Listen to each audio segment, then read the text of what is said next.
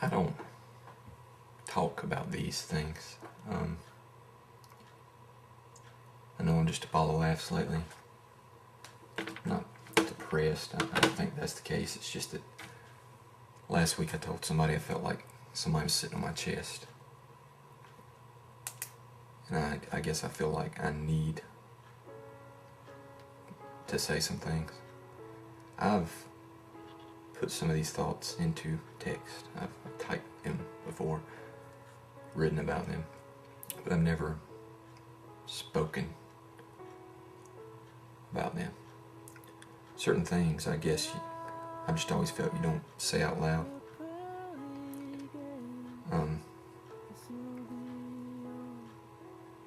Suicide has impacted my life on more than one occasion. I think I've known 5 people commit suicide. I think only 2 of those closely impacted me. I can't say that I knew the other people, but I didn't have close relationships with them. First time that I was impacted on a personal level, I guess, I was a junior in high school. The other time was more recent, and I guess this time it hit me a lot harder because of the first time, and maybe the way I dealt with it or did not deal with it. Chose not to talk about it. The more recent event stings, and it's not something. I guess the thing is, with the more recent event, he was a soldier.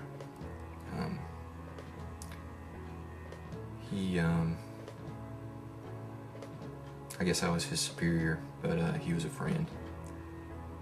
He was a little bit younger. You always hear people talk about people being full of life, and that was him. I'll say a lot. He was always right there. He was in the middle of everything. If you knew him, if he knew you, you could get away with murder. I used to joke a lot. Called him Bubba or Forrest to make fun of the way he talked. The way he said my name was hilarious. He had a really thick accent, and the funny thing is, I could say pretty much anything to him, and I could get away with it. And I guess it's because we were close, and I think he respected me. I respected him. He was a good soldier. He was good at what he did. He was not somebody that you would probably suspect would be in the Army. I mean, he was in shape. He was a good soldier, other than the fact he didn't like to take orders. I never had a problem with him. He never had a problem doing things for me, but probably would have risen in rank a lot quicker if he could listen. And that's not always the easiest thing, I guess, for some people. But the funny thing is that I could get away with anything, but the same comments I could make to somebody that didn't know, he would have to be restrained for making fun of him, his accent or anything else. But I guess in dealing with that situation, it brought back a lot of anger I had about the first situation, and that's something I guess I have a hard time with. It really bothers me, I guess, that I'm angry about my friend when I was younger. And I think I got over a lot of that anger, but I almost feel like there's something wrong with me. I've researched psychology, and I researched suicide in that, when I was in college, enough to study the warning signs and all those things. But I guess if I read them, I blocked out the parts, the way you're supposed to react. 'Cause I never withdrew, maybe for a day or so, but I never, that's something they talk about, people withdrawal, and I never did that. But I was angry, and I don't remember. Maybe that's one of the reactions. Maybe that's natural, but I've always felt uncomfortable with that. And it's something over time, I didn't feel like I was angry anymore. But I guess the recent situation with my friend that was a soldier, it made me angrier about the situation with my friend that was younger. I guess because when somebody is 16, 17 years old, I just don't think that they could have been through much to make that decision. You know, that there couldn't have been things that bad. I guess because I've known people with very bad home lives, physical abuse, and he did not deal with that. I mentioned the warning signs, and that's something I guess always bothered me. I always felt like I should have seen things, but the warning signs weren't there. All the things they teach you you're supposed to look for. He was a happy guy. I can't say we were best friends, but we knew each other from small age, probably first grade. And he stayed in trouble a lot, but it was innocent, mischievous type. He could talk his way out of, nothing serious.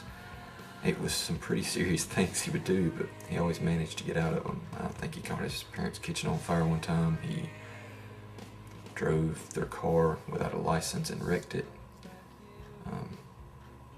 He did a lot of things, but he always managed to get out of it, and it's because everybody loved him. I guess the things I hold on to the most is nobody's seen the signs coming. He had a little fender bender in a friend's vehicle, and people mentioned that, but you know, somebody that's totaled the parents' car without a license or set their house on fire, you know, something like that's not a big deal. Somebody mentioned girls, but he was like your average teenager. He was on again, off again with girls for years before that happened, and I just don't buy that. I think there was something in there that nobody knew about, and that's hard for me, because I felt I was close with him, and just that I didn't know that really bothers me. But he did what he did, and to this day it makes me angry because I don't feel it's justified. I don't feel he understands the impact it had on those around him, and I guess the more recent events for me have brought that anger back, and it bothers me. I don't feel like it's right for me to be angry, but I am.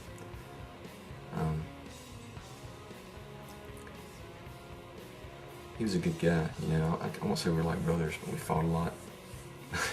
We argued over girls before pictures one time for our track team.